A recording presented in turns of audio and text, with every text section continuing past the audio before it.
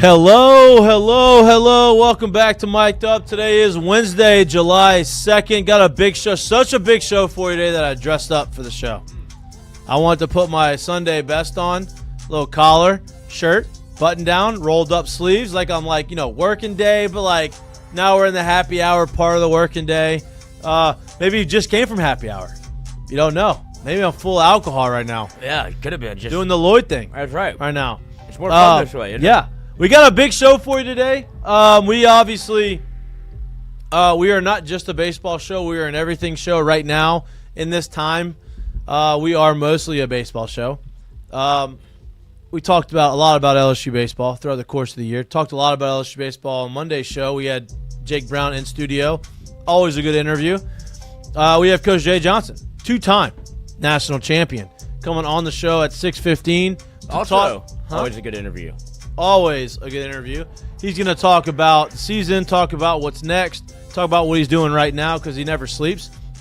He's been on the recruiting trail over these last, week or so. He was on the recruiting trail the day of the World Series. After the World Series happened, on the phone with recruits. Never sleeps. Work never sleeps.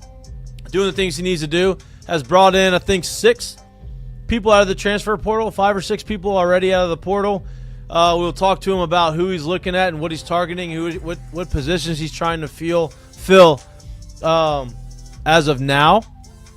We'll also have, it's also Wednesday, so it's also Ask Mikey and Mitch. Throw your questions in the chat. If you haven't already put them on social media, we're going to answer as many as we can answer. We're also going to dabble into the football conversation a little bit. A little too early for that so far because there's a lot of things that are happening in the college football world, right? Obviously, you have the $20.5 million revenue sharing situation that passed that they have now to, I don't want to say combat that, but to compensate for the losses that they are expected to take. LSU is expected to take $7.5 million of losses this year. In order to mitigate that, they have now filed for a one of those sponsorship things where you can just buy a sponsorship patch on the jersey. So now there's conversation who that sponsor is going to be. Is it going to get passed? It will probably get passed. And we'll talk about all the things that are happening in college football, all the new things that are happening.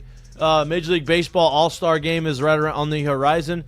They're announcing the Major League Baseball starters right now. When the All-Star Game happens, there's a game that before that on Sunday called the Futures Game.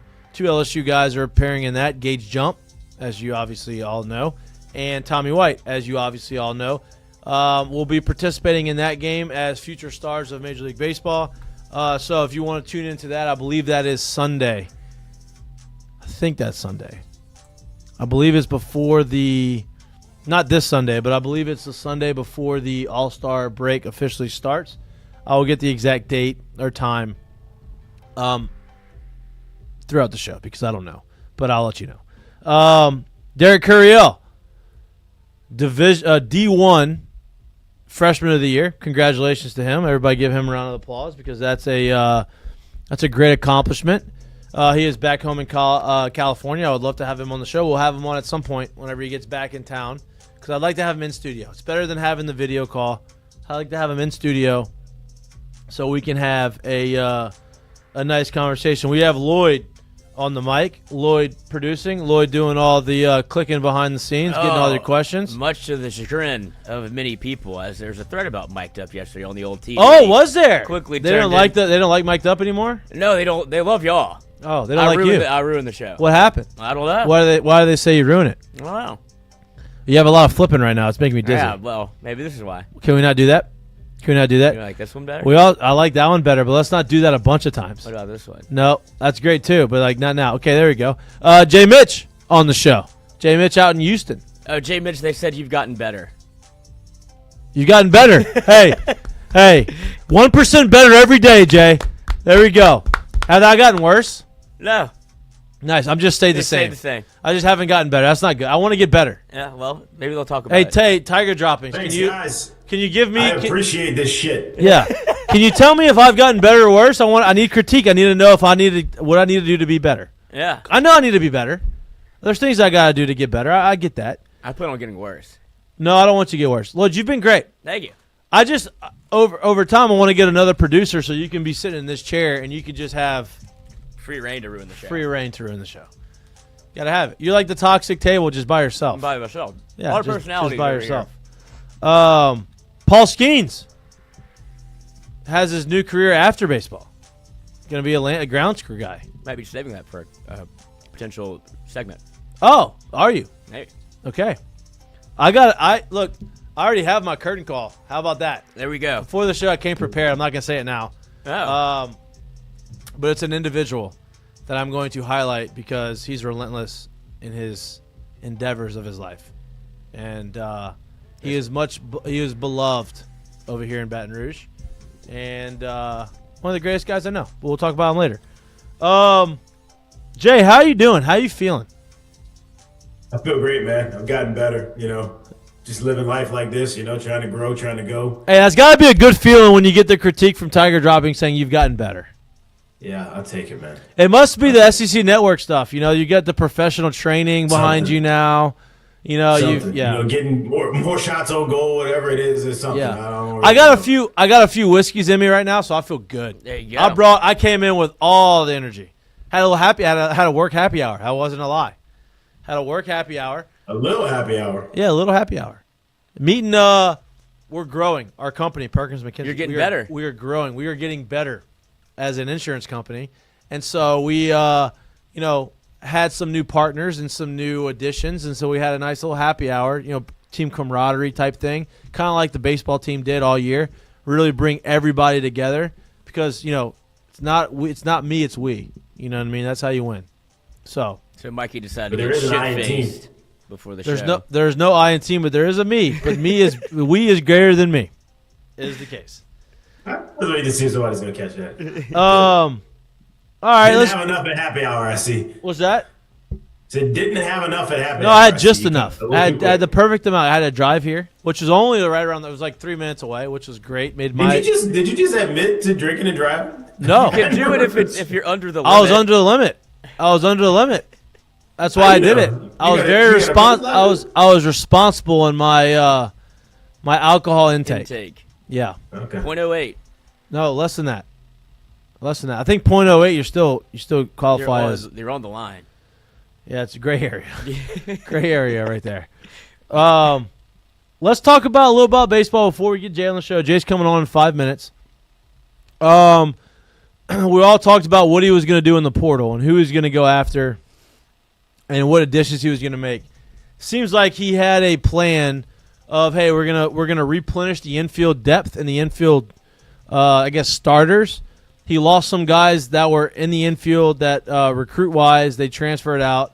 So he brought in a couple infielders, and he brought in a ton of left-handed pitching. I guess he feels like he didn't like the depth of left-handers that he had on the roster, so he went and added. How do you feel about the addition so far, and who do you think, or what other, areas of concern? We're going to ask him this, obviously.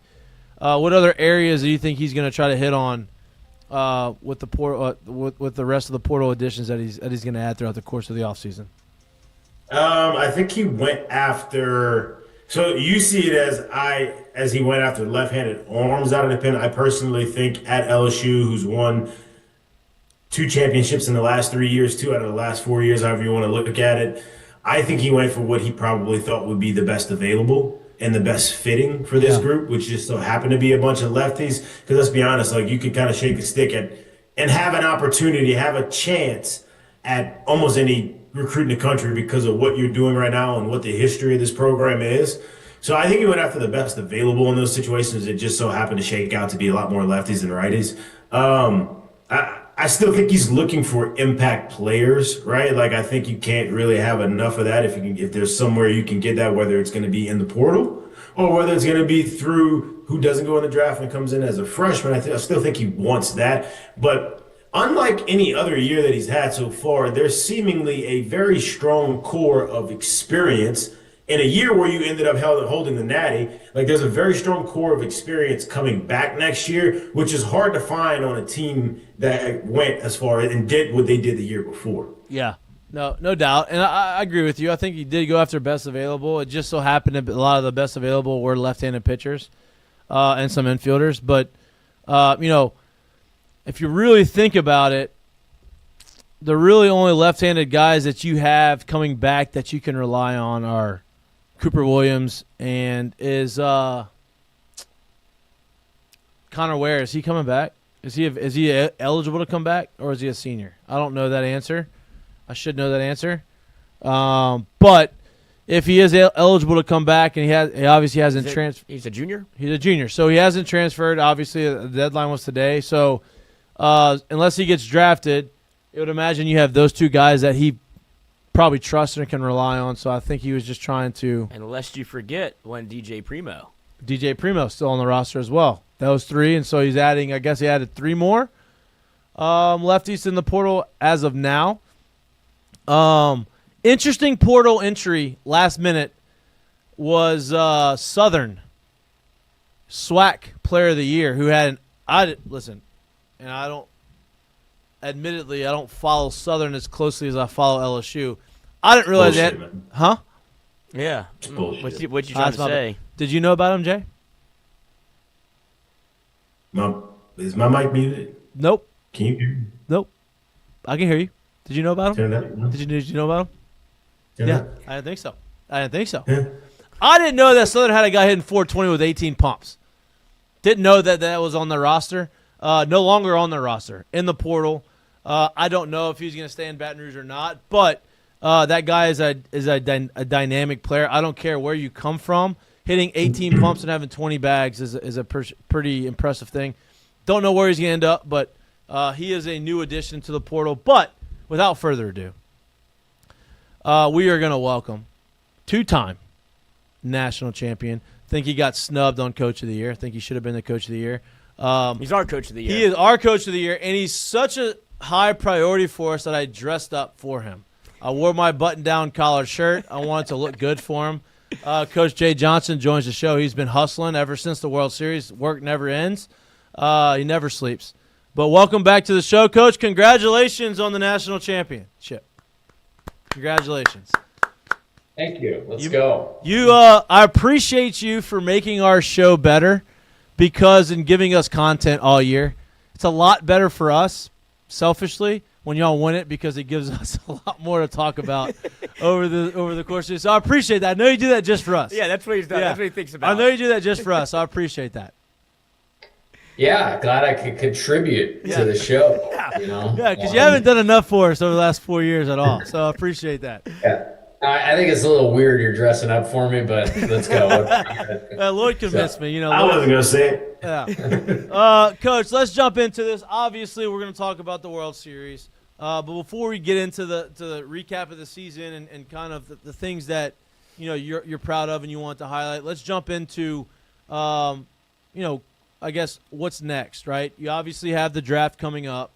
You have a lot of guys that are probably going to get drafted extremely high and guys that are going to be moving and coming in. You have a lot of recruits that are very highly rated that you're going to have to kind of monitor. You've done that over the last few years. What's the outlook on the draft and guys that you have spoken to and guys that are obviously here that are going to leave? Do you kind of have a good feel right now on guys that you believe that are going to be gone or coming back? Yeah, it's obviously a really fluid situation, and you can't win a national championship unless you're moving guys on to pro baseball. And for the third year in a row, we'll be moving a lot on. 2 years ago, breaking an SEC record for number of players drafted. Last year, we broke an SEC record for number of pitchers drafted. And I think we actually have a chance to challenge that this year, with the pitching staff. And so, yeah, it's a good time for a lot of our players, and we had our meetings the day after the celebration and feel pretty calibrated on where everybody's at. And obviously there's some things you don't know until they happen in real time. And, just a lot of good communication. As far as the recruits, probably as talented a high school class as I've ever had. So might get bloodied a little bit there, to be perfectly honest with you. And I don't know what pro baseball did, but there just seems to be a heck of a lot more money in the draft this year than there's ever been. And that's not necessarily a great sign for college programs that recruit like elite talent. So we've been working though. It's a good group of guys, good families. And if you turned on the TV this year and saw this freshman class show up at LSU and do what they did, it's a good motivator, to get guys here. And we just try to educate them and let them know the closest place that you can go to the big leagues is the box, for the next 2 or 3 years. And hopefully some of them decide to do that and pair up with this group of really good returning players that we're going to have. Jared, you got Coach, I'm glad you kind of mentioned that because I don't know, man. I could be thinking this on my own. It's just kind of what I see, my 30,000-foot view of things right now. But it seems to be that there's a lot more money, a lot more attention, a lot more of eyeballs that are put on college baseball these days. Obviously, you guys win it. You are on MLB Network. Got players in the studio on MLB Network. Things are being pumped over social media a lot more. How much of this are you able to use, or do you try to use in like your recruiting pitches? Because, like you said, at a program like this, which right now over the last 35 years, and you're a huge reason as to why, it is the best college and or professional program that there has been anywhere in America. Just hands down. If we're going to talk about championships and what's happened, that's been it. How much do you kind of use stuff like that in your recruiting tip in terms of how you get guys here and what they're able to do in terms of visibility and production and turning themselves into professional ball players? Yeah, first off, thank you. That's awesome. I appreciate you saying that. Secondly, it's everything. Like for me, this has to be a mutually beneficial relationship for the player and the program. We're competing to do what we did, 10 days ago or whatever it was now, every year. And that's what we're trying to do here. But how we get there is my focus, and how we get there is to develop players to achieve their dream of being major league players one day. A lot of people get to be draft picks. Very few people get to be major league players. And this environment prepares you for that better than any environment in the country relative to the stage, the coaching. I believe we have the best coaching staff in college baseball. And knock on wood, I think we're holding that together in its entirety for the first time since I've been here. So super fired up about that. Not being the head coach, the pitching coach, the recruiting coordinator, the director of operations by myself this summer. Good. Yeah, it must feel good. Yeah. So, but between the environment, the coaching, the plan, like I just said, of, hey, this is about development. It's not the program if you like baseball. Baseball's got to be your deal. You got to want to be a major leaguer, and you got to be all in on doing what the team needs to accomplish what we just accomplished, for the second time in 3 years. And we had a group this year that I'm super proud of that they did that. And now they get their kind of flowers or individual awards with the Major League Baseball draft. And a lot of them are prepared now. It's their time to go do it. So I'm excited for them. It's good time in their life, great representation of our program. And we want to have it both ways. Yeah. Coach, you talk about development. When you got here, obviously you had to go out there and you were heavy in the portal to kind of replenish the roster. And over time, it's felt like, and I think ultimately this is something you've talked about on this show, is you want to be able to bring in high-quality talent in the high school level, develop them, keep them here for multiple years, and sprinkle in some transfer guys to kind of fill out some of those gaps. And early on, it felt like it was transfer heavy to kind of get you where you needed to be. But it feels like you've gotten the recruiting classes that come in over the last few years, and now you have a lot of those freshmen and sophomores that were huge contributors on this team, and they're going to be leaders for this team for next year. That a lot of those guys are coming back. You have a lot of guys that had significant roles this year, and you have another really good recruiting class coming in. Is that something that it feels like this is the first time in a long time that you have guys that are returning that have had serious contributions, and now you feel like you don't have to really rely as much on the portal as far as, hey, let's go replenish the entire roster. Now we just kind of sprinkle the guys that we want to get in. Do you feel that way? Well, it's an interesting topic. I think if you look at when we showed up, there was some really good foundational position players here, like as good as you could ask for, like with Dylan and Trey. And then we sort of lucked out, I guess, with Beloso's knee injury.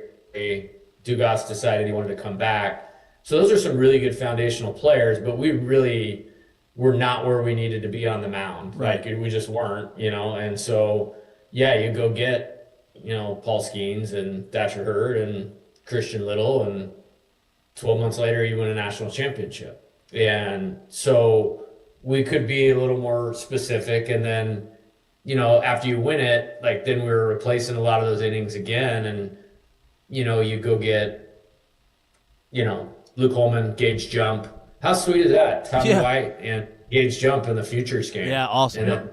And then Paul Skeens is going to start the All-Star game again. So it's like, how about that? You got two dudes that were just here like 12 months ago, the Futures game, and then the starter probably again for the All-Star game. They've all played here within the last 24 months, and there they are. So there you go. That's what I was just talking about. Right. Development for Major League Baseball. So that's sweet. But it's yeah, not bad. this freshman class, I think we had 7 players on the 27-man roster in Omaha that were freshmen, and that was by far the most in the tournament. So I thought that was great, and all those guys are going to be big contributors. And then you have to do the high school thing well, because then you're not hostage to what's available in the portal. Because there's not, Anthony Ionson's not out there right now. It's not, you know what I mean? So luckily for us, you got Kason Evans, you got William Schmidt, you got Cooper Williams, you got Maverick Rizzi. Maybe a couple of those draft eligible guys come back, which we certainly hope that they do. And so you got a good foundation of the pitching staff, so you could be a little more picky about what you put together.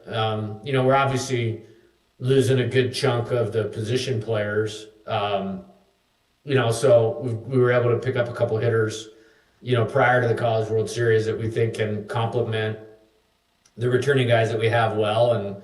And now we're kind of getting down to where we can be super specific about what we're trying to do. And we still got a few things we got to do to have a team capable of competing for another championship. So that's just kind of how it goes. But I want the high school thing to be the foundation of it, because I want to have a program. Like I said this last year, sometimes it feels like you're building teams instead of programs. And I don't want to lose that program element of it. And I think, when you have Derek Curiel, National Freshman of the Year, Kason Evans, Freshman All-American, William Schmidt was 7-0. Love John Pearson when he comes up to the plate. I think Kate Arambidi might be the best player in the program at some point. Mentioned Rizzi, mentioned Williams. Like, I'm super pumped that we'll have all those guys. And then obviously, Milam, Brown. I don't want to leave anybody out. Yeah, no, right. Yeah, but just thinking off the top of your head, it allows you to be a little more specific, and then everybody's got to keep getting better. And so first day of school, we'll be back at it. That's it. Coach, with where the tournament ends in terms of the summer, the draft, and before school starts, and there's still such a window right there, I kind of want like your TED talk on like what the portal is and when it opens and how tough it is. And it's not, let me cry over sour milk, right? Like, you're one of the best programs in the country. You just won a national championship. But at the same time, like, those should be the most important times where you're zeroing in on your team and you're having to split that time trying to fill your team for next year. Also, while trying to play and other teams are at it. Can you just talk about like that window, and if there was a better way to do it, how would you see it being done? I don't know that there's a better way to do it because when you get to Omaha, there's only 8 teams playing. There's 292 teams recruiting. Yeah. So like it is what it is. The best kind of problems. I will say, I made a conscientious effort like this time around. Like there was no divided mind for me. I mean, I called a few players and I said, hey, look, if you can't wait, by all means, move along. But watch the game tonight and tell me if you think this is the best place in the world to come play. Yeah. You know, like, and I said this and people are laughing at me, but it's like, if you're a pitcher right now, you don't want to come here. Like You're out to lunch. You're out to lunch, Lloyd. That's right. I mean, the draft signing bonus deal that we've accumulated over the last couple of years, and obviously it's going to go up about $12 million real quickly when this draft starts with Cade and Anthony and Chase, $14 million between the three of them. You know, that's sweet. Not bad. You know, I feel real proud of what we've done on that side of the ball. And, you know, with Coach Yeski and Jamie and Isaac Trujillo, our trainer, and Chris Martin, our strength coach, and Carlene Pick, our mental skills coach. Like, just have those guys surrounded, and it's been awesome to see the results. And it's led to exactly what we just talked about again, championships and, you know, Major League Baseball, you know, dreams. It's pretty cool. Coach, obviously the portal is a big conversation. You know, we kind of mentioned that the additions. You know, I'm not asking specific players, but as far as like needs and additions that you want to bring in to complement the guys that you have returning. You know, you've brought in a bunch of left-handed pitchers. I don't know if that's necessarily a conscious effort or if it was just, hey, this is best available. You've brought in some bats, some other infielders. Are there any other specific, areas of concern that you're trying to fill throughout the course of this portal season, or is it just kind of, hey, let's just see how this draft plays out and then we go from there? Yeah, no, everything is by design, nothing by chance. I mentioned, you know, I don't know that, you know, real frontline, you know, Paul Skeens, you know, Luke Holman, Gage Jump, Anthony Ianson is out there. Maybe he is. And we're certainly talking to a few guys, but there's more than one way to skin a cat. And, you know, we want to make sure we have the ability to match up. Luckily for us, like, we have a really good foundation of pitchers returning, and just really believe in left-handed pitching and left-handed hitting, as I've told you guys before. So, yeah, that was part of a priority. I think, you know, we still feel like we need to add a little bit on the mound, and then, you know, impact position players. You know, we feel great about the catching. Obviously, like I just said, I think Cade Arambidi is going to be the best player in the program at some point. And then, you know, Omar Cerna, you know, pulling his name out of the draft, that was huge. So, yeah, two really good catching options right there. Eddie Ammon's returning, and then the good news is about all those guys, they can hit, and so they can impact the first base, DH, maybe even third base, you know, mixture. So I'm happy about that. You know, I'm pleased with the returning players. You would think it's just automatic. You win a national title, you have this unbelievable team dynamic that everybody's going to return, and I think we had a pretty good return rate on the guys that were in Omaha. So I'm happy about that. Gives you a good foundation, but just, you know, just impact that fits what we have. You know, you got obviously, you know, Derek, you got Jake, you know, in the outfield, Milam at shortstop, and man, what a postseason he had again. That just completely changed our team when he took the caliber of at bats that he did. 2 years in a row. 2 years in a row he's done that. He did, and I'm really proud of him for this one because I think there's some staying power in some of the adjustments that he made that'll elevate him to be one of the best players in the country. He already is, in my opinion, one of the best players in the country, but elevate him to be one of the best players in the country next year. Tanner Reeves, you know, I thought he was a really, you know, underrated contributor to this team. Yeah. And, you know, I mean, he started the regional final game that we won, which was probably the biggest game of the year, honestly, the Little Rock game, looking back on it now, and started game 2 against West Virginia, started a game in Omaha. So we got some real specific things for him to work on. I mentioned John Pearson.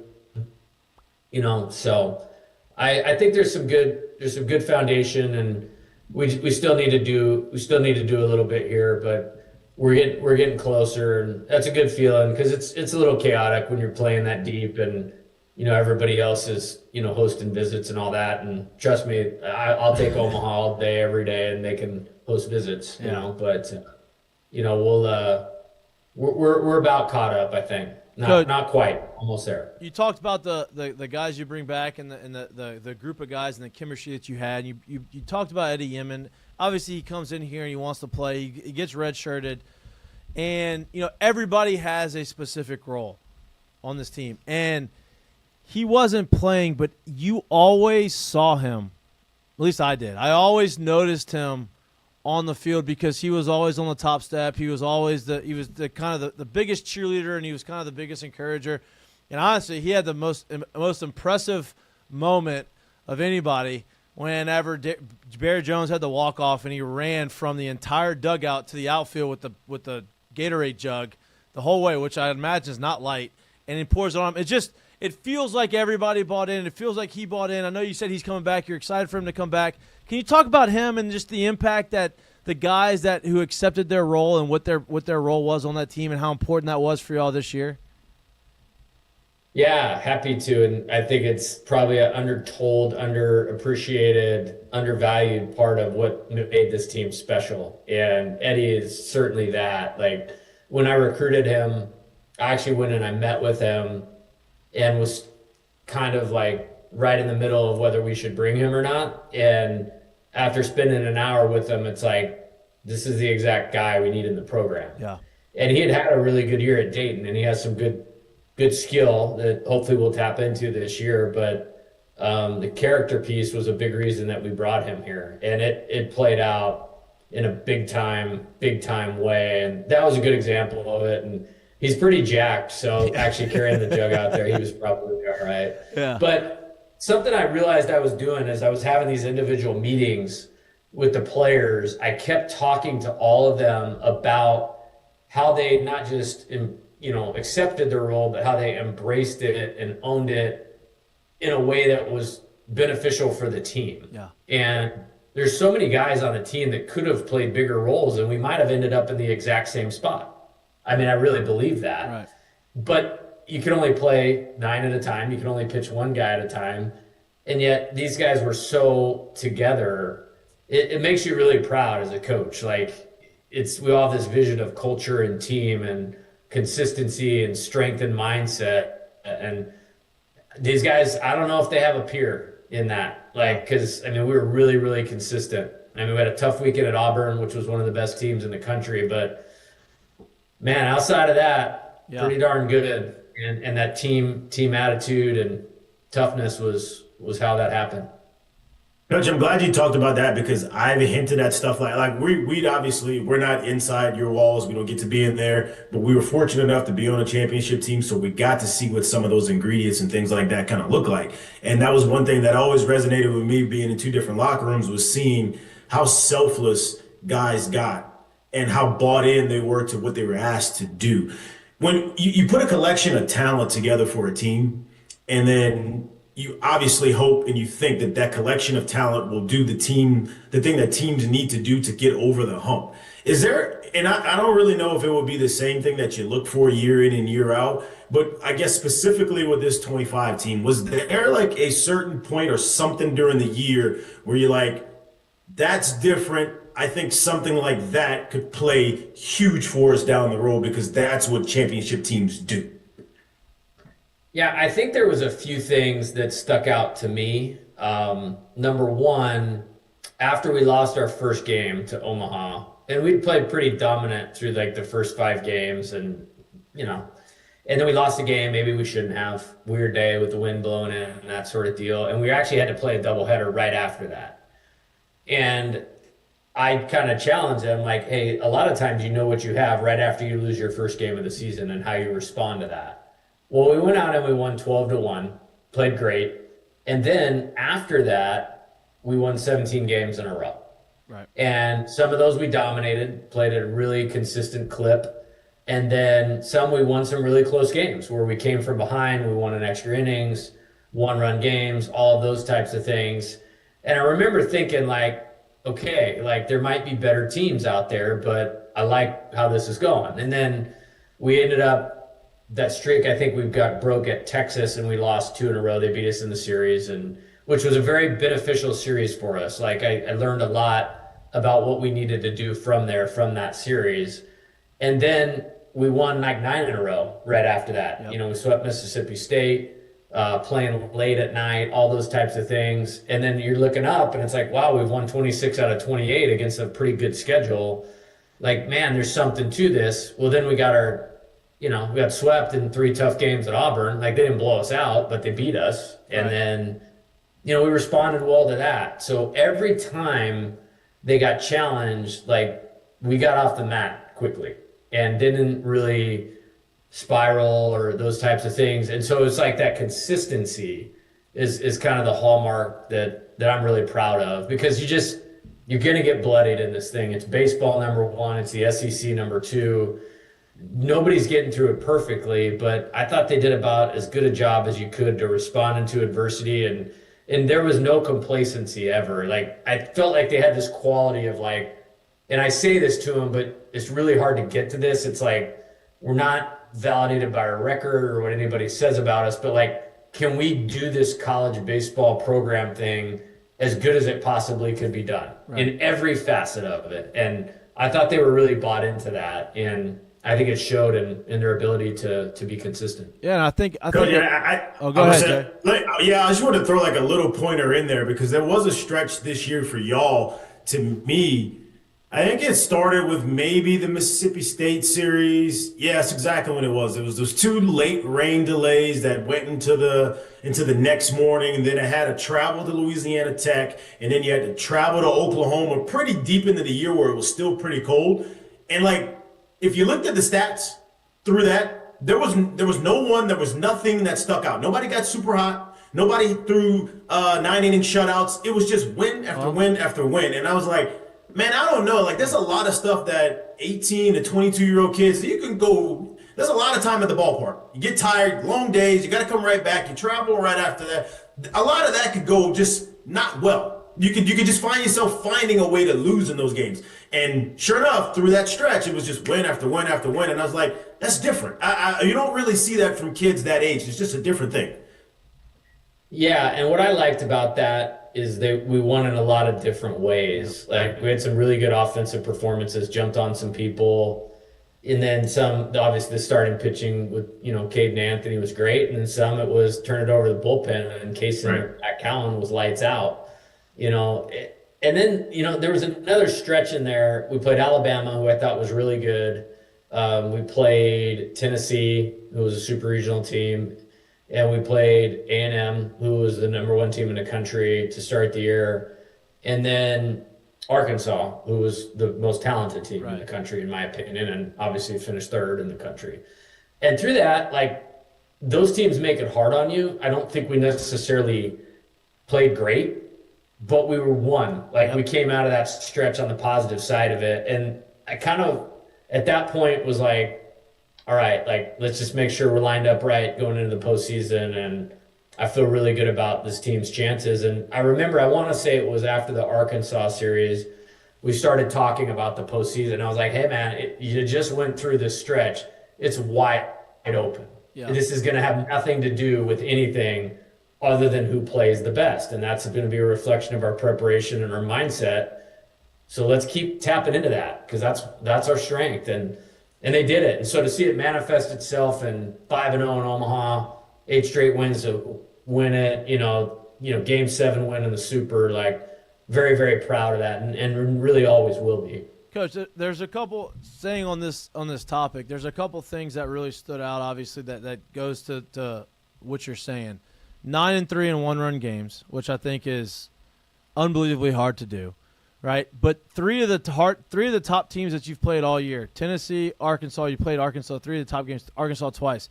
You were down by multiple runs back into the game, and you're able to come back. Obviously, Tennessee down 3 in the 9th, walk off, crazy game. Arkansas, same thing, and then Arkansas again in Omaha with that wild finish of the game. To me that shows more about your team and about how you can overcome those and the character of the guys on your team. And you did it 2 times in the regular season, and you did it again in the biggest stage against Arkansas. And I just think that goes to what you're talking about right now is the character and preparing yourself and winning games in a bunch of different ways. Yeah, I think the close game thing, it comes down to, I boil it down to like 3 things, like fundamentals, win and lose 1-run games. And I think we broke the LSU record for fielding percentage this year, which I'm super proud of that. Like that's awesome. And I thought we played great defense all year. So fundamentals, and then 2 is your bullpen. Can you put up zeros when the other guy has their best guy in the game at that time too? And you have to hold serve or match. And, obviously, Zach and Kaysen, did that for us really, really well, and other guys as well. And then power and clutch hitting. And so, we won the game on a homer by Jared against Tennessee. And then clutch hitting is how we got back in the Arkansas game, and a sac fly by Ethan Fry. So I think we had the perfect ingredients to be really good in close games. And I think it literally just played out that way. Because there's always storylines throughout the course of the season that maybe don't go or aren't known about until after, right? And I think one of your stalwarts in your lineup and a guy that was as consistent as they come, and Danny Dickinson all year, came out after the World Series that he was playing with a broken hamate bone, and you never saw him complain. You never saw him act like something was wrong. He just kept doing the things he did and played outstanding defense. Talk about him a little bit and how important he was in that stretch run, even when he wasn't 100%. Yeah, that was something else. So the first game of the NCAA tournament is always one of the most important ones. First game of the regional. We're playing Little Rock, who obviously was a really quality team by how they played here in this regional. He had 2 homers in that game. We won 7-0. It was one of his best games of the season. And I actually saw this happen. He fouled a pitch off, and I saw him shake his hand, and I go, man, I really hope that's not his handmate. Yeah. I actually saw it when it happened, but he didn't say anything. He was actually in the post game with me. And then the next day, we beat Dallas Baptist 12-0. He did not say anything about it, but he didn't really look right, if that makes sense. Yep. And then the next morning, he came in and said, he did the x-ray as a broken hamate bone. He's like, Coach, I came here for the postseason. I do not want to hurt the team, but if you think I'm better than whatever the next option is, I will find a way to play. Wow. And I just said, hey, this dude's a stud, man, in every facet of things. And I was like, let's go for it. And I said, if I feel like I need to make a move at some point, I'll make a move. But for now, we're rolling as is. And Isaac Trujillo, our trainer, is like an unsung hero of this thing. He doesn't get enough credit.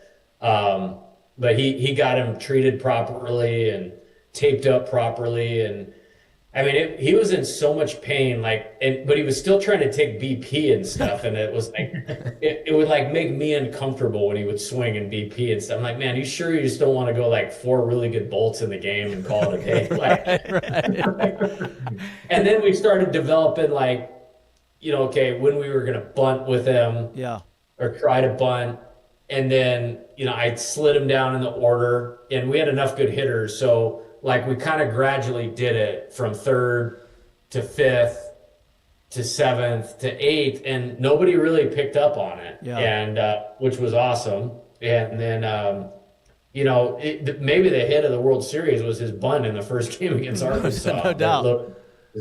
And we got the 3 runs, and somehow he managed to get 6 hits in 5 games in Omaha. 2 of them were drag bunts, and he played flawless defense as always. So awesome, man. Our thing for the year was toughen together, and it's if that doesn't epitomize, physical toughness, I don't know what does. I was so relieved when I finally got to say something afterwards. Right. Hey man, lay off my man. The dude has been playing with a broken hand and played pretty darn good from my chair through that time. Yeah. Well, Coach, it's a testament to, I guess, the mad scientist you are, where nobody notices that Daniel Dickinson's slowly just moving down in the order because you create these lineups and people are like, I guess I just trust whatever Jay's going to do, because people would always try to set a lineup that they were going to see for the weekend. It's like, it's going to change in 3 every game. And so that's probably a testament to you and how you put your lineups together. Well, thank you, Lloyd. I was so like, it was like I was planning for somebody to break their hand, and so I just scrambled the lineup all year. Exactly. Just in case somebody broke their hand, so nobody would notice. So, it's called thinking ahead. Yeah, well, it worked out. It worked just according to plan, right there. Exactly. Yeah, that's the most ridiculous thing I've ever heard of. So. Coach, so obviously you win second time in 3 years. Knowing you over the last 4 years, you're never obviously content or satisfied. You're always back to work. What's next for you over these next few months before school starts, and what's next for the guys? Guys in summer ball, I'd imagine, and some guys I would imagine are taking the summer off. What's next? What's the plan before school starts up in August? Yeah, it's been really busy. That's why the championship celebration deal on the field was amazing, and I really try to memorialize it in my mind, because I know those are special and they don't happen all the time, and just because it's happened twice in 3 years, that was great, and just that was awesome to celebrate, and the fans and the hotel was awesome. I mean, it was so crazy. Once I finally got up to my room, I was like, I'm not going back down there again. Right. Yeah. So that was awesome. Great flight home. I think you guys were at the celebration. That was awesome.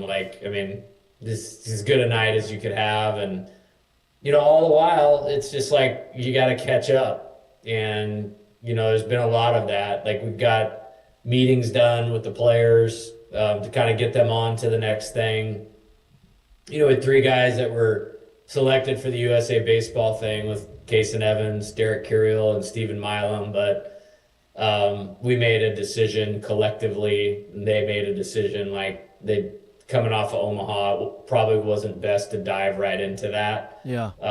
Which I supported fully. So you got things like that going on, and then the portal and draft coming up and having decisions. So we got some recruiting things going on right now. Had a couple of visits today.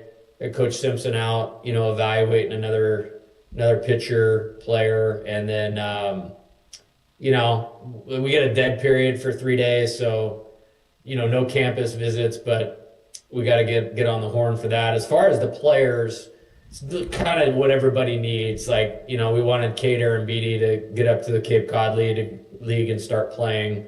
He's obviously going to have a huge role, going forward here these next 2 years, and he did a great job in the role that he had this year. I mean, an outstanding job. We won several SEC games with him starting behind the plate.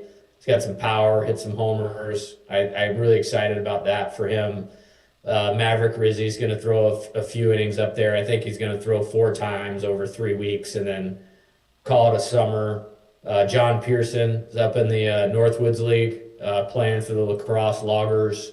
So excited for him and that. We got some of those young pitchers we have some really good training plans for. William Schmidt, Cooper Williams, that are super specific to them. So you kind of got all that going on with recruiting, and I think our administration's planning for the team to go visit the White House, which I'm fired up about, because somehow we got shut out on that in 2023. Yeah, I wasn't too happy about that. So we're going to the White House. So that's pretty awesome. And then just kind of onward, and trying to find pockets of time to, like I said, not celebrate, but make sure we lock in, remember what we did, and you got to get to the next thing. That's life as we know it now. So trying to do both those at the same time. Yeah, I think you Coach, need that. Go ahead. I was just gonna ask, man, three trips to the national championship series.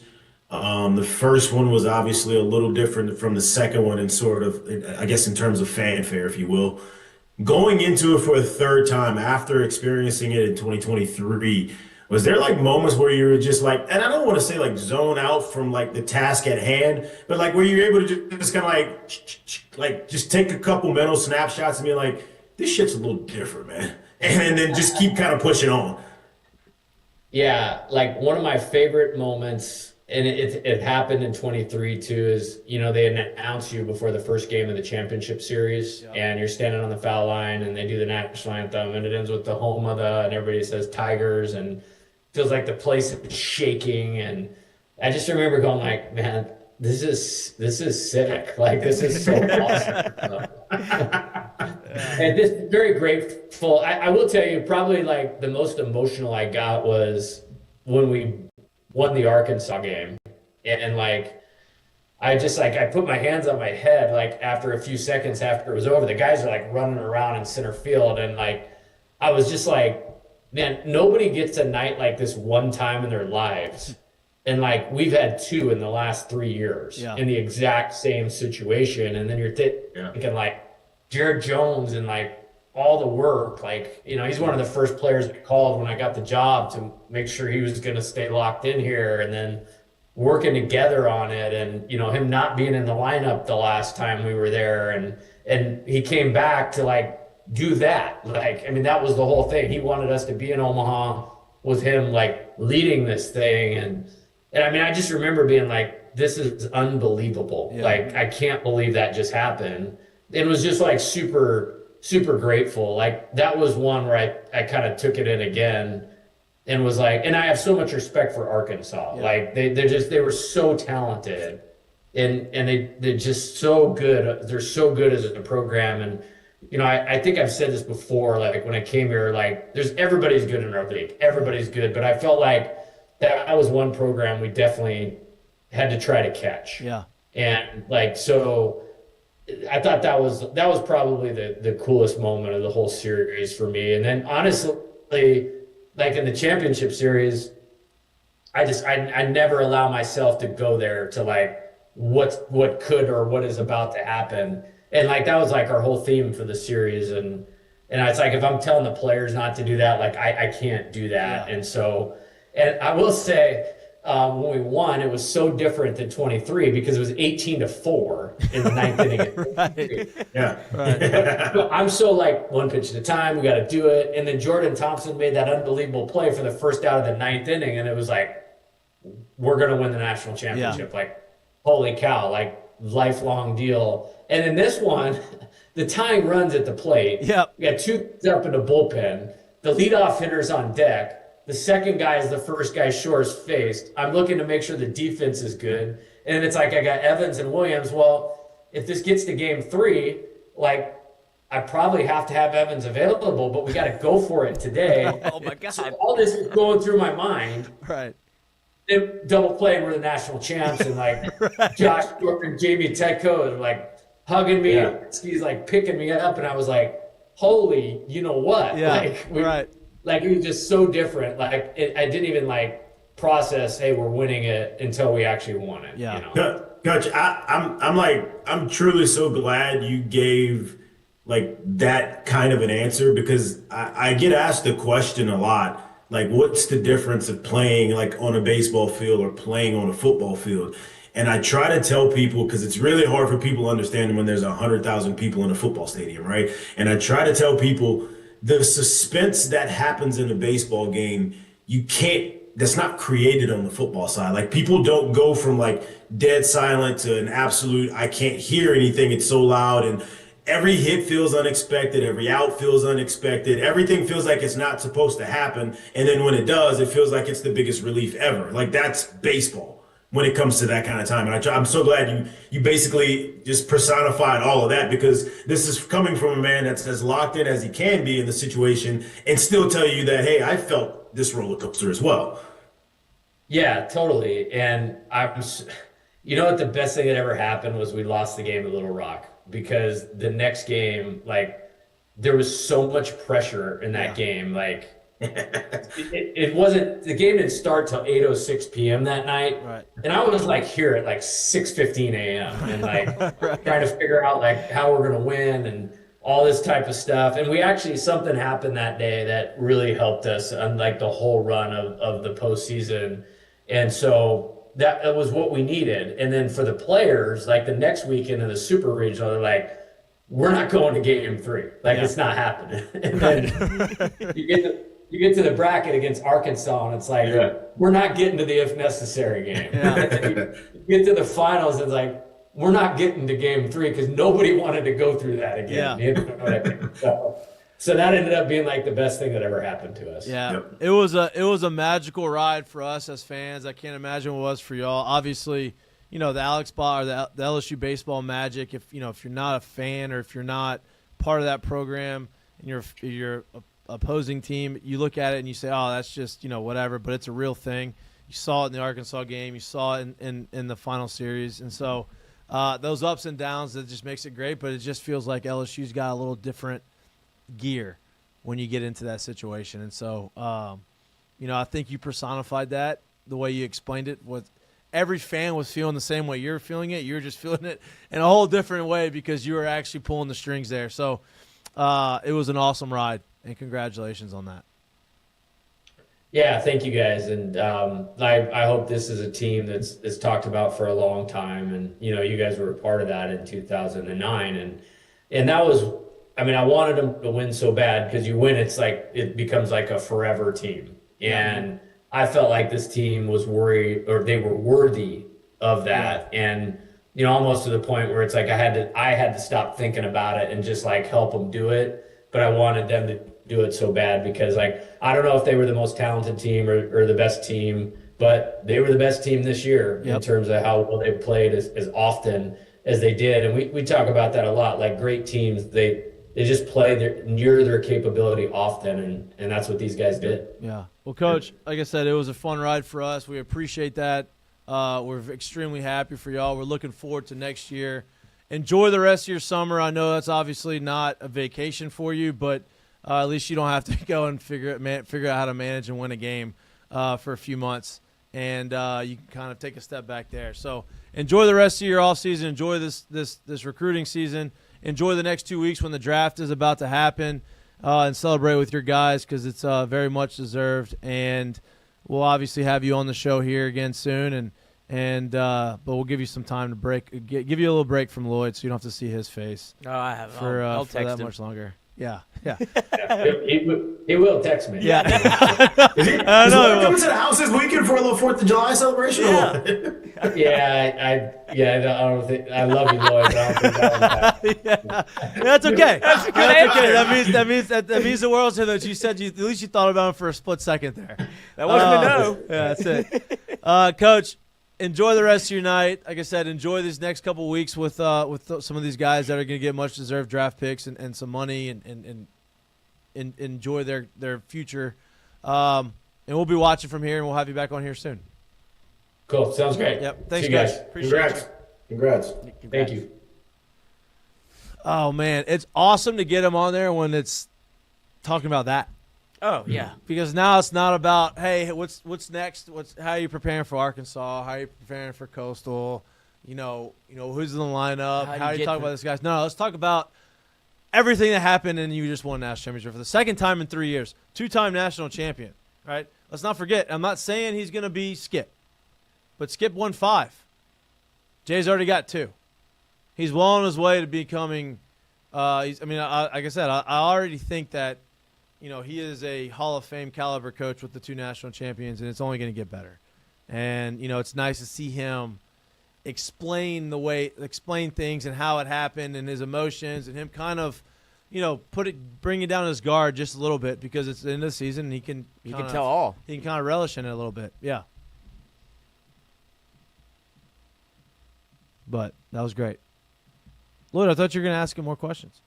Yeah, we're rolling, boys. Yeah, it was good. And that was great. He was talking ball. And so that's not a conversation for me to have. Although he did say a lot of the things that I said throughout the year. So I guess I listen. I'm coachable, and so I wasn't surprised at any of the answers that he gave. Yeah. I should ask him how to deal with tiger droppings. I don't even think he reads it. Yeah, but he hears it. I mean, he's the one that said. I see a lot of armchair coaches out there. Trust me, nobody wants to win more than Jay Johnson. Finally, I had to address it. Like, y'all shut the fuck up. I'm not like, hey, wait, time out. Can I just say this, dude? Like, I'm being serious when I say, even though I'm laughing at Lloyd right now. That actually was like a very masterful job that he did with Daniel Dickinson. No doubt. I can go back to I want to say it was literally going, maybe it was SEC tournament, and then right after, so obviously to start the regionals, whatever it was. Georgia did kind of the same thing where they had, I think, Zaborowski and the Burnett kid that were hurt, and like soon they went from hitting like 3 and 4 to they're in the lineup and they're already hitting 8 or 9, and you're like, well, that just don't make no sense, right? Yeah, right. Like, what's going on with this? Like, it was like that. You can pick it up, and Jay decided instead to go, all right.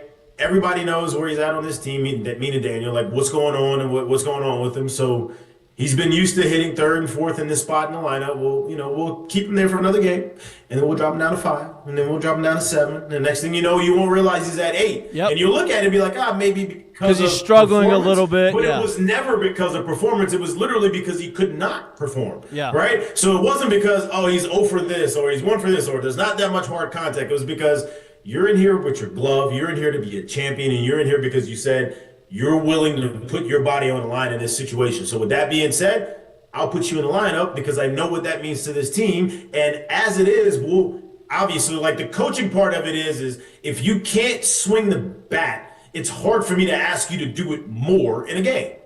But I want you in the lineup. So how can I phase you kind of down to where people don't realize it and that noise or that conversation becomes loud? I never talked about it that way, and I didn't hear anyone else talk about it that way because no one thought that was what was going on. Right. Which is, I think, a masterful job of coaching. Masterful. 100%. And, he's not going to get enough credit. Jay's not going to get enough credit for that, but Danny's not going to get enough credit for that either, for being able to grind through that. Because, listen, you say, he played through it. It must have not been that bad. If anybody's ever had a hamate bone, it sucks. You can't swing. You get a hamate bone, you have surgery, you're out for 2 months because you got to get the hamate bone removed. It's just hard. It hurts to swing. And the fact that he gutted through that is tells you all you need to know about the kid. And he's going to be, so he's going to get drafted, and he's going to be a good pro because of that. Because you have to be able to play bumped and bruised and hurt and not feeling 100%, and he's shown that he can do that better than anybody. Wait, look where the hamate is.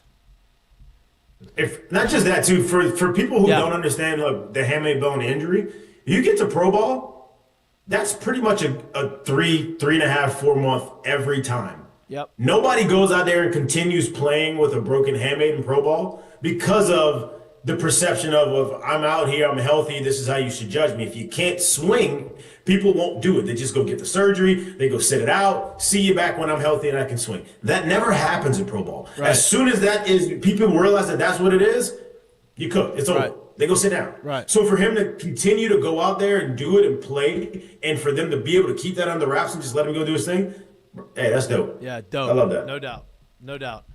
All right, we got to ask Mikey and Mitch. I want to get to some of these questions before we have to shut down the show. Jay, 45 minutes in that interview. I think he probably could have stayed on for another 45 if we really wanted him to. He was enjoying that. But we got to ask Mikey and Mitch. We want to get to your questions. Do we have any questions? 4 questions. Perfect. That's all we needed. Let's go for them. You think we should? Yeah. I think I agree with you. Nicholas Bacasio asked Mikey and Mitch, do you think we will ever see a two-way player at LSU? We've had a few come in, but only play one role. So a true two-way guy like pitcher and yeah, I think we could if the guy is, if he's like a Caglione or someone like that is worth to play both sides of the baseball. All right, you've had guys come in and Jay's tried it. Like Jay tried to get Case and Evans to continue to hit. Case said, "Hey, no. I don't want to hit anymore. I am a pitcher and I'm going to keep throwing." And yeah, I think you're going to you could see it. I wouldn't be shocked to see it, but it's a hard thing to do. I don't think it's going to happen. There you go. Look, you got to understand, man. Like Shohei Ohtani is one person. There's not Jack Caglione was one person, if you're really telling the truth about it, literally towards the end of that last year, he did not pitch as much. And when he did, it was no longer sitting at 95, he was sitting at 89, 90. I bring that up because now when you even think about Shohei Ohtani, he's missed I think almost 3 seasons pitching now of his career because of how much he's gotten hurt on that side. It is so taxing body-wise, mentally, physically, like everything to be able to do that I just think at the end of the day, like to be able to maximize one side, it's really hard to do it and be doing both. So I think, you're kind of pulling from one, doing the other. Can you stay healthy doing it? Like we see a Shohei Ohtani that blew out an arm, but like what if he, I don't know, what if he breaks something? What if he pulls something? What if he does something on the other side as a hitter that doesn't allow him to pitch as well? Like there's so much that goes into it that it's like, can you, especially at a school like LSU, like if we have a chance to be able to recruit the most talented people, then I should be able to, if I can't have you on one side, have someone talented enough to fit in that role on the other side. Remember, we had Paul Skeens. Correct. Paul Skeens was a two-way guy, but LSU was so talented and they're able to bring in so many players that we said that I think Jay even spoke. He was a guy that Jay, if he let Paul hit, Paul would be right in the middle of that lineup in 3-4 spot, hitting 330 with 15 plus homers. But he was that talented on the mound that we said, you know what? We'll figure it out on the other side. We need you to do this. Yeah. And that played up to a different level that he had never done before, Yep. doing just that. Yeah. So like that's kind of where that thing is for Yeah, me. it's hard to be a starter and a position player and do both, be elite at both. I think if you're going to see it, you're going to see a guy be a hitter and then be a closer. If he's going to be That's a great point. Yeah, that's way more of a You something saw that's that with like sustainable. Matt Wieters, and you saw that with a You little saw bit it of with Buster Buster Posey. Posey. Yeah, Yeah. Mm-hmm. like that's what if you're going to You see saw it. it with what's his name that was at Cal State Fullerton too. That's a manager for the A's, Marcotte, Yeah. I believe. Yep. Yeah, like guys like that. Like, You're gonna yeah, see that. if it comes in that fashion, Yeah. okay. Yeah. Yeah. Right. But as far as to start, I just think it's too super hard. taxing. Yeah, it's too hard. Yeah. All right, next. I believe if you want to go back and get the answer for this, Jay kind of ran through it. Which LSU Tigers are playing summer ball and for what teams? Somebody's playing for the lacrosse Lugnuts. That was Pearson, John Pearson. Yeah. So he kind of answered that question. Do y'all know any more than that? Feels I a mean, lot of I guys are don't know. staying home. Aaron Beatty's in the Cape. Maverick Rizzi's in the Cape. I know you have Devin Sheeran's in the Cape. I mean, I don't know. I don't believe Jake Brown's playing anywhere this summer. I don't believe Milam's playing anywhere this summer. I don't believe Carriel's playing anywhere this summer. I don't believe Casey Evans playing anywhere this summer. So I don't know the total number of guys that are out there, but I'd imagine if you look at the lineup and you look at the guys that didn't get a ton of at bats, you'd imagine they're playing somewhere.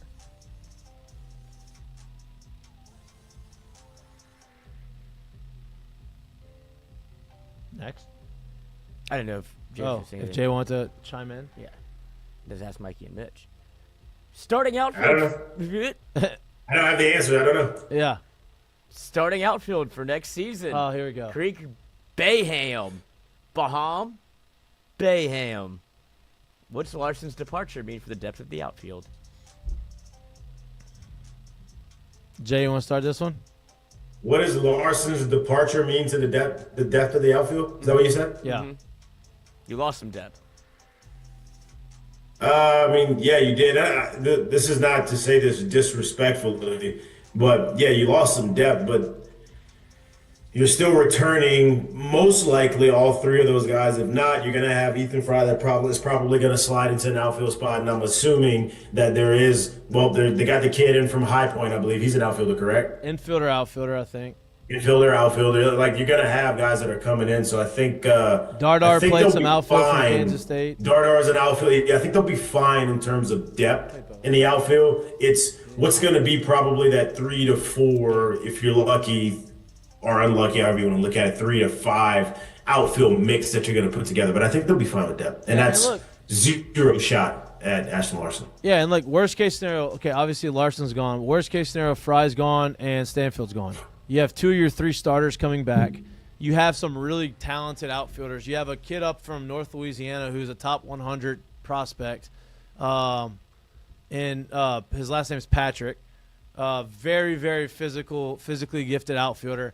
I'm not saying he's going to jump in and start right away as a freshman, but you're going to replenish some talent, and hopefully you have somebody slide in there and take control of that position. And he's going to fill that. He's going to fill those roles, and he's going to fill that depth. And you're bringing in infielders that have had some time in the outfield or are capable of playing the outfield, and I think that you're going to figure out, who's going to be where. I'm not worried about the depth of the outfield next year. I think they're going to be just fine. Last one here. Are there any portal names to watch outside of the commits we already have? Go motherfucking Tigers. Yeah, go motherfucking Tigers. I don't know. Are they? I don't know. I like that kid. I'm not saying that we're going to get him, but there are some intriguing guys. And Jay mentioned it. There's not those top-end starters that we've gotten in the past, pitching-wise, in the portal right now, or that he knows of, right? That are obvious, hey, this guy's an obvious weekend rotation guy. As of now, there's some offensive guys out there I'm sure that they can go get.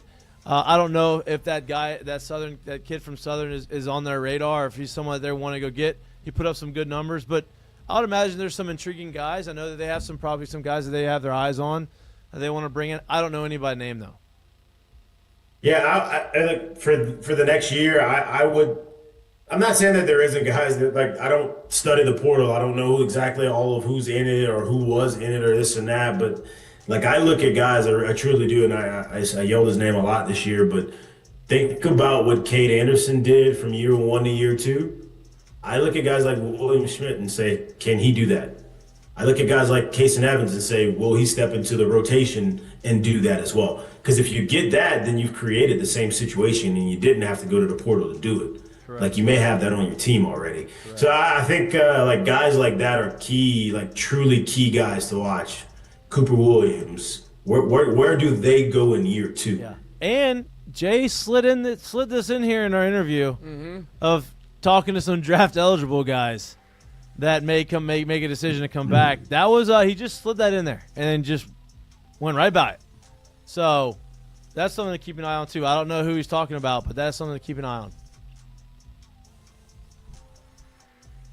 So. And he also had some pretty interesting comments about the high school commits. I don't know where Major League Baseball is doing all this, but they seem to have found a good bit of money. Yeah, they're gonna go. They're gonna. I think Major League Baseball's figuring out, hey, if we really want to start pulling these players, they're getting paid a lot at these big colleges. We might have to up this ante just a bit.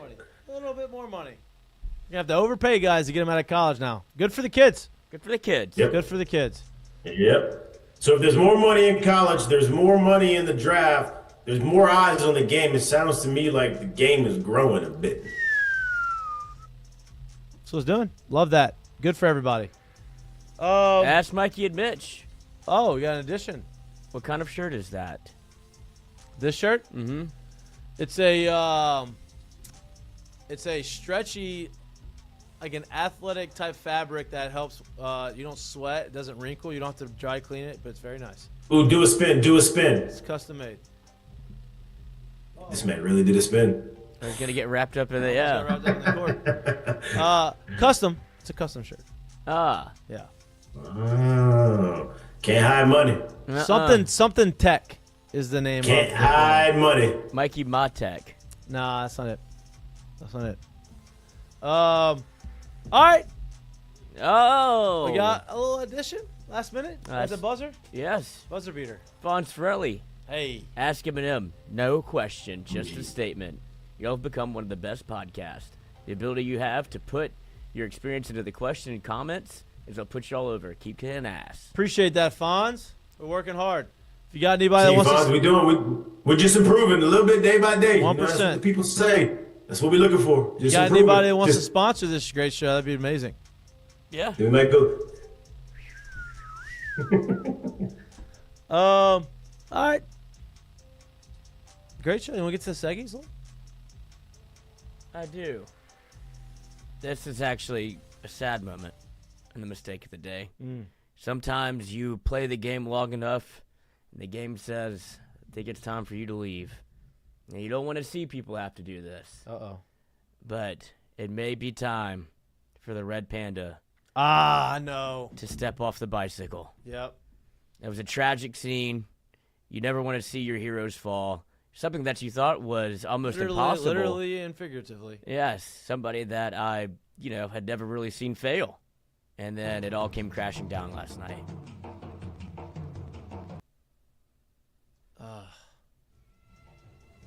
Oh, no. Oh, no. Oh, boy. That's the same thing. And then they had a quickly cut to commercial. That's a long ways to fall, Coach. Yeah, she's She never hurt her wrist, fallen. didn't she? Yeah. Oh, no. Oh, no. She was taken off in a wheelchair Uh, and was sent to the hospital. damn. So, Tough. mistake of the day, I guess, because she fell, but really more of a curtain call. Yeah. To the career of Red Panda, one of the all-time, if not the best, Great. halftime performers. What a run. What a What a ride. run. Shout out. What a ride. Yeah, what a ride. What a ride. Damn. So that's your combo.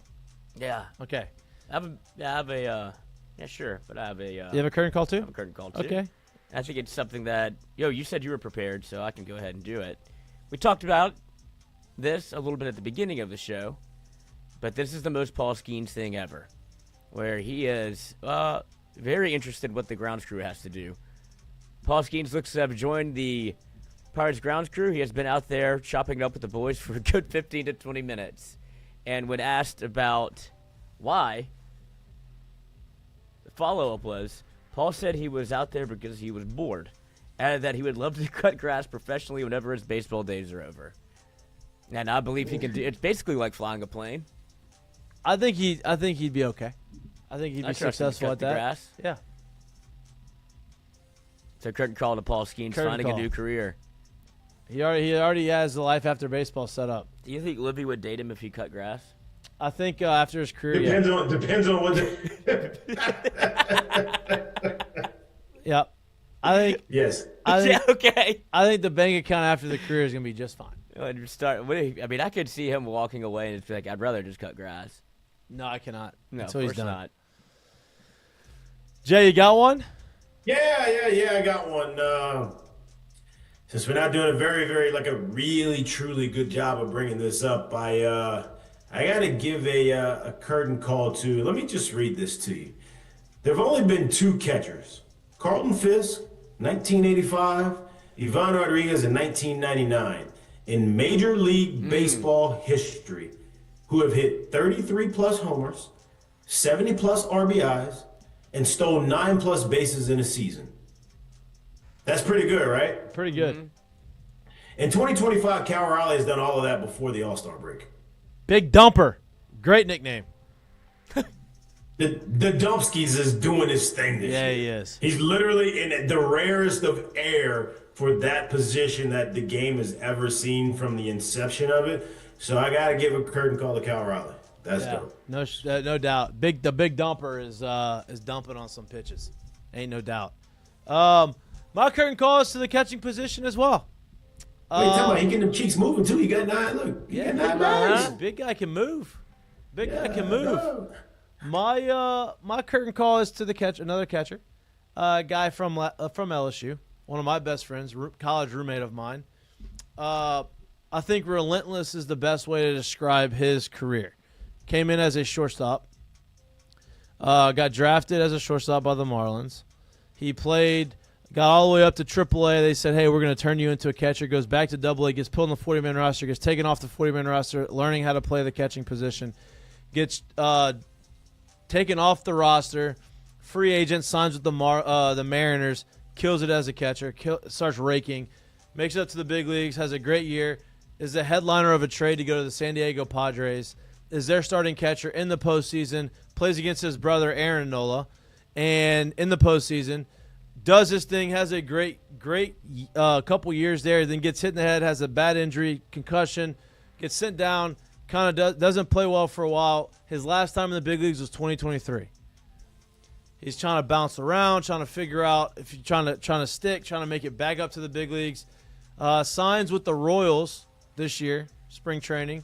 Doesn't make a team out of camp, opts out, signs with the Colorado Rockies. Has an injury, has to have surgery this year. Tough injury. Comes back from injury, rakes. Just gets called up to the big leagues yesterday. Austin Nola making it back up to the big leagues at 35 years old. That's awesome. With the Colorado Rockies. The most relentless guy I've ever met in the game of baseball. Back in the big leagues, playing great, back where he belongs, and fired up for him, much deserved. And so my curtain call is to Austin Nola for never giving up and continue to do it and back up in the big leagues. Pretty awesome. Pretty awesome. Yes, sir. So shout out to him because that's pretty cool. Doing his thing. And shout out to him for responding to my text message in a timely fashion the same day I sent it to him. Oh, that's more impressive. He is a very much a delayed responder guy, but he responded the same day. So Not a first responder. not a first responder. Definitely a delayed responder. You think this guy's a first responder? Whoa, what is that? What's going on there? Where you get one of them at? I think he made it at the crib. What's the They point don't of sell that, it? you They don't think? sell them? What's the point of that? I have no clue, but I just saw it on the internet and I thought it was interesting. Yeah, it's wild. Maybe it's it could be a prototype, like Maybe. what hat you've never seen before. Yeah, maybe. It's a no type. That one. No, yeah. Prototype. Yeah, no doubt. I'm not bald. I can see if he That's was back to where bald trying to hats. get a crazy tan line. But Yeah. he's not. No, he wants to let people know he's got hair. That's it. That's Right, it. maybe he went and got surgery. And he's like, oh, Maybe. I still love hats. Letting it air but, out a little yeah. Yeah. It's like the opposite of a visor right there. Yeah. Yeah. All right. That's all we got for you on this beautiful Wednesday. We appreciate y'all tuning in. We will not be having a show on Friday, July 4th. Everybody's off on July 4th. Hope everybody has an awesome July 4th weekend. Safe July 4th weekend. Lloyd's going back up to – Lloyd may not be here on Monday. We don't know. Yeah, that's possible. Yeah, you may drown. Well, 6 o'clock. Oh, terrible swimmer. That's what I mean. You're going to the lake, to a lake. But I do love getting in the water. Yeah, so we'll see. Enjoy your 4th of Slick like a July. dolphin. We appreciate all love and support. We appreciate Jay Johnson, obviously making it as his appearance on our show, as always. Whoa, 2. just the Natties, 2 of them. And more to come. We need a bigger appreciate table. Yeah, we appreciate you tuning in. We appreciate you supporting our show. Please like and subscribe to our YouTube channel. If you can't watch us, but you like listening to us, anywhere you get your pods. Jared, any big plans this weekend for 4th of July? We're going to Dallas. That's Hey, that's fine. Dallas is good. Some fireworks somewhere, I imagine. Yeah. Yeah, somewhere. Somebody gonna shoot him, not me. But That's somebody. not. Yeah, you'll be just Are you watching. anti-firework? No, I mean, I'm not anti. I just don't. I'm just not gonna go buy them and shoot them off. I'm Yeah. just gonna let somebody else do it, and I'm gonna watch. Oh, no. The fun part is the lighting and the running away. And they're running away. Yeah. Yeah. I mean, if you still get off of doing that, Lloyd, we got to talk, bro. Yeah. We gotta get you some other things going on. We gotta get you some other things going on. We'll be back live. Send me to the military. Yeah, something. Good God. My dog used to pick him up out of like the bottle rockets when you stand him up. And Oh, put they're him in shooting everybody. He would put it in his mouth and run away with it and let it go whenever it was time. I don't know how he did it. He would jump over the sit-down fireworks. Loved them. Wow. Yeah. Never had any incidents. And you just kept letting him do it too, huh? There was no stopping him. Never had any incidents. 15 pounds of fury. Wow. It's wild. Wild. Oh, man. We'll be back live in studio Monday, 6 to 8-ish, after our long weekend. Hope y'all enjoy it. We appreciate y'all. We love y'all. We will be back, I said, Monday. Enjoy your weekend. Be safe. Have a hot dog. And a burger. Together. Burger and a dog. Have you ever had a ham dog? I don't even know what that is. It's I'd imagine I can guess. it's a hamburger in the shape of a hot dog. Oh, yeah. Delicious. Unbelievable. Mhm. That was like the specialty food item at this golf course in Napa. That when my sister got married in Napa, played this golf course, and the turn had burger dogs, Oh, they call them burger dogs. and they had it in the shape of a hot dog On a hot dog bun. on a hot dog bun. It's gas. Fire. It was fire. It was great. All right. All right. We love y'all. We appreciate y'all. See y'all on Monday. Send the people off with some Peace. fireworks. Send them off. Early fireworks show. Saving all the fireworks. Oh. Saving all the fireworks for this weekend. I get it. If you just said you liked them. Fireworks are expensive. Yep. Tariffs to China. They can't bring them in from China anymore. Oh, I'm sure they got some American-made fireworks. Gotta save them for the fall, baby. Some Gotta big save them ones. for the fall. No doubt. All right. Love y'all. See you Bye. next week. Peace.